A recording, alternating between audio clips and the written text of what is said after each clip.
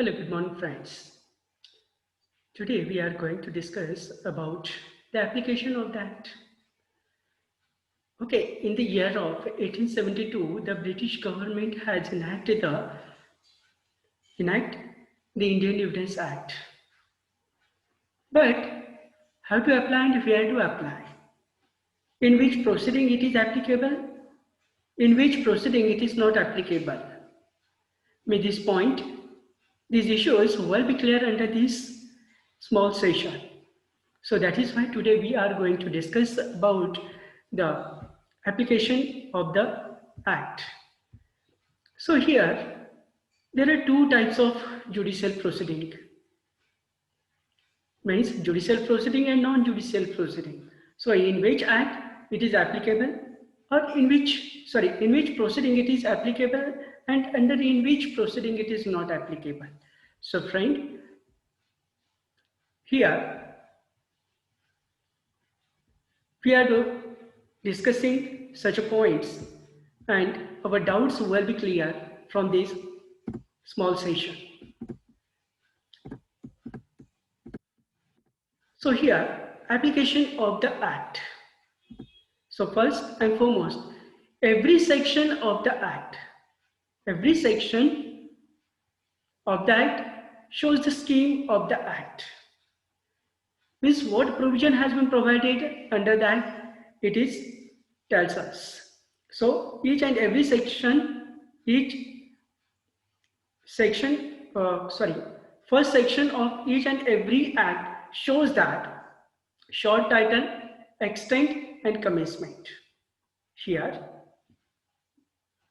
section first shows that short title, extent and commencement. Short title means what is the short title of this Act?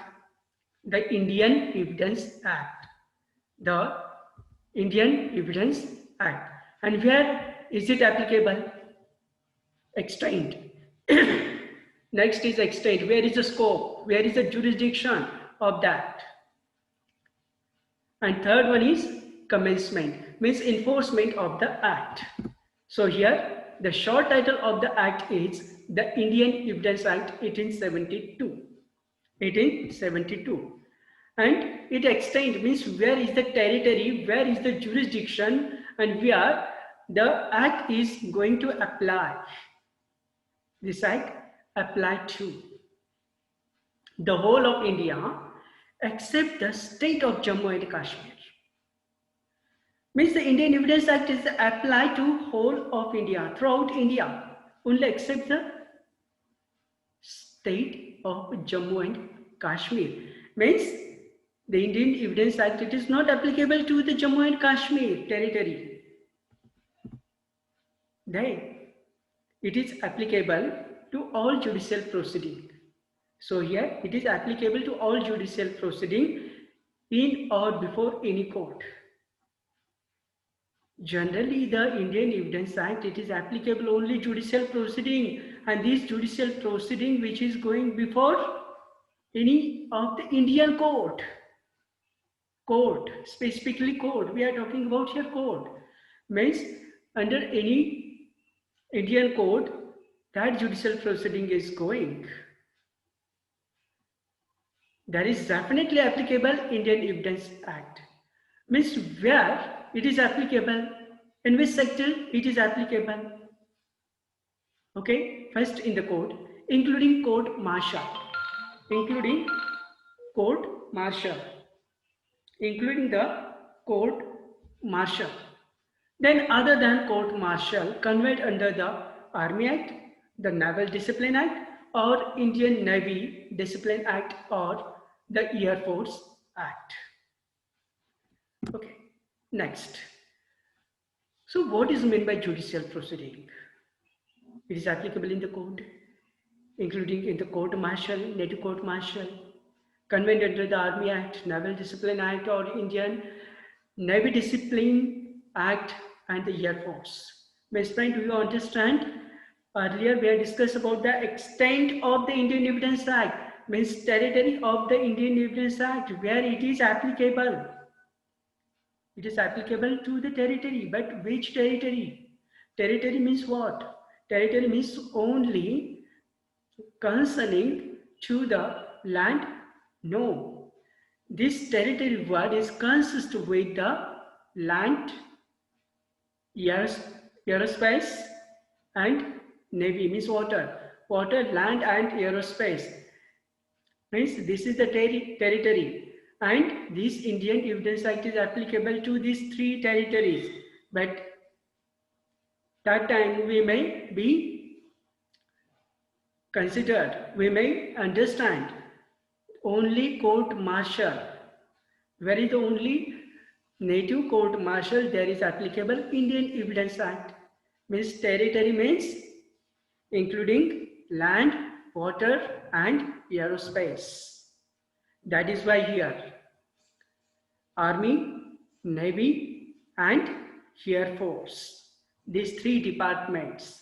When these three departments has conducted the court martial, that time they may following the rules and regulation of the Indian Evidence Act. Later, we are going to discuss about here the judicial proceeding. Next point, judicial proceeding. What is meant by judicial proceeding? Any proceeding in the course of which evidence is or may be legally taken on oath. Means simple. Under section 2, subclause 1 of the CRPC provides that what is meant by judicial proceeding. Why? Because judicial proceeding has not been defined anywhere under the Indian Evidence Act. But here, section 2, subclause 1 of the CRPC has provided judicial proceeding. Means simply, which means in the course of court. And the court has taken or legally any evidences on the oath. Means after taking oath of the witnesses or party, then after court may take the evidences. And that proceeding is called judicial proceeding. Means legally court may have to take the or admit the evidences after oath. It is called judicial proceeding. Simply, it is provided under section 2, subclause 1 of the CRPC.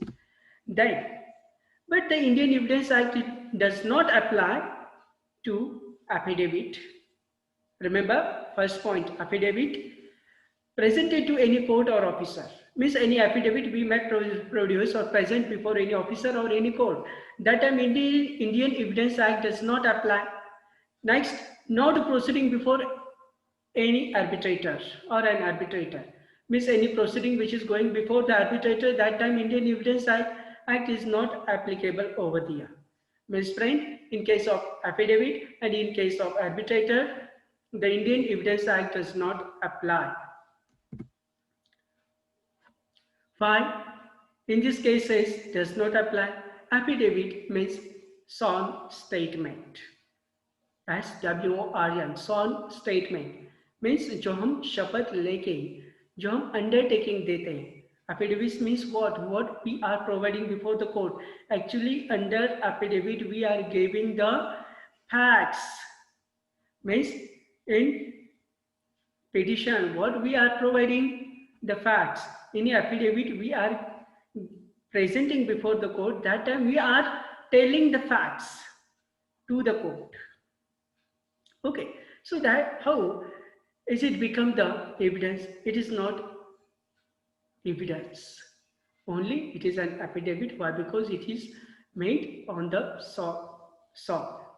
Means it is provided, included only sworn statements only. The fact, in short. Then arbitrator. Arbitrator is not judicial officer.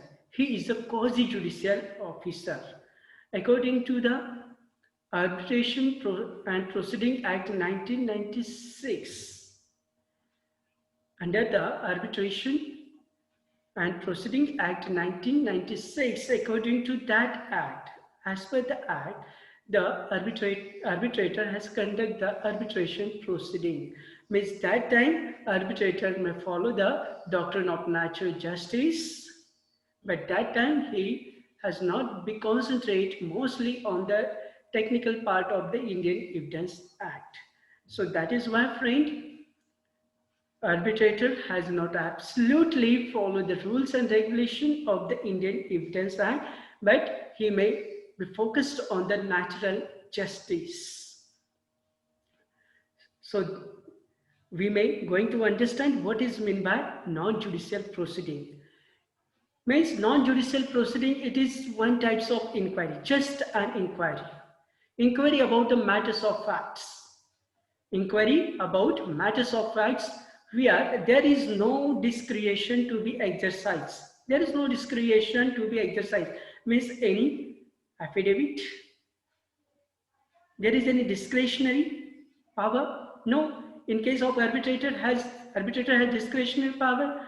No discretion to be exercised and no judgment to be formed in non-judicial proceeding. But it is just an inquiry of certain matters of the fact. But sometimes is to be done in certain events as a duty is not a judicial but an administrative inquiry. Means friend, departmental inquiry, staff inquiry, administrative inquiry, commission inquiry. So only for the certain purpose, the proceeding is going. But the mere object is to make an inquiry, So that is why there is not taken the legally evidences under non-judicial proceeding. Then after, there are some examples of the judicial proceeding and non-judicial proceeding. So what are the examples of the judicial proceeding and non-judicial proceeding? First, on the point of judicial proceeding. So here, any court of the Indian territory has taken legally evidences on oath. That is called judicial proceeding. So here industrial tribunal, national tribunal. Okay, here industrial tribunal, national tribunal, income tax tribunal. So here tribunal considered as a civil court under the Civil Procedure Code 1908. Means industrial tribunal, whatever has passed order, delivered order or any judgment, it shall deem to be a civil court's order, civil court's judgment. So that is why any industrial tribunal or income tax tribunal has delivered any order, passed an order or award, it shall be deemed to be a civil court's order, civil court's award, civil court's judgment. So like that, native court martial already in previous part we had discussed. Means application of the act, under application of the act has provided. Means this Indian Evidence Act is applicable to the native court martials only, means Army, Navy and Air Force. It is applicable, but it is not applicable to the foreign court martial. Then after, an execution proceeding. An execution proceeding means court may has verify all the documents. Either this document is adequately executed or not. And then after, court may have to pass order, judgment or award. Means court may has taken legally evidences, legally document to verify all the facts. So under execution of proceeding, we may apply the Indian Evidence Act. Then after, we are going to discuss non-judicial proceeding. Non-judicial proceeding means it is merely an inquiry of the department, of the administration, of the staffs, etc. So what are the examples of the non-judicial proceeding? Arbitration proceeding, already we have discussed. Arbitration proceeding has been conducted, or this proceeding which is been going under the Arbitration Proceeding Act 1996. So here, there is a quasi-judicial officer or any private arbitrator has completed the procedure. Means he has to make an inquiry, and that inquiry or that matter he has decided as per the doctrine of natural justice. He has not absolutely followed the technicalities of the law of evidence. Next point is the administrative tribunal. Already we have discussed administrative tribunal. Administrative tribunal, in administrative tribunal means any administrative officers inquiry or any administrative issues inquiry or any administrative matters has been inquired. So administrative inquiry comes under administrative tribunals. So it is not a court. Means there is not going the judicial proceeding, but administrative tribunal, it comes under the non-judicial proceeding. Why? Because administrative officer has not legally taken the evidences on oath platter. Commission of inquiry. We are constitute any commission like that bomb blast in the year of 1992 and 93. That time there was appointed one commission. That commission was empowered to legally take the evidences on that issue. No, just only for the inquiry on the subject matter, and then after that report has submitted to the government, to the court, etc. Means commission of inquiry just as an inquiry, just is an inquiry. So it does not comes under judicial proceeding, but it comes under non-judicial proceeding. Next, departmental inquiry held by police officers. Departmental inquiry held by police officer means already we have discussed any staff's inquiry or departmental inquiry, administrative inquiry comes under non-judicial proceeding. Means just mere an inquiry on any issue. Then after, friends, an inquiry by a collector under Land Acquisition Act. Any collector is a magisterial officer, and that collector has empowered to make an inquiry in the subject of land matters. So whether collector has empowered to collect the evidences on certain issue? No, only he has followed the rules and regulation of the natural justice, doctrine of natural justice, and he has to make an inquiry with the help of Land Acquisition Act. But friend, that inquiry does not comes under judicial proceeding. Why? Because it is mere an inquiry.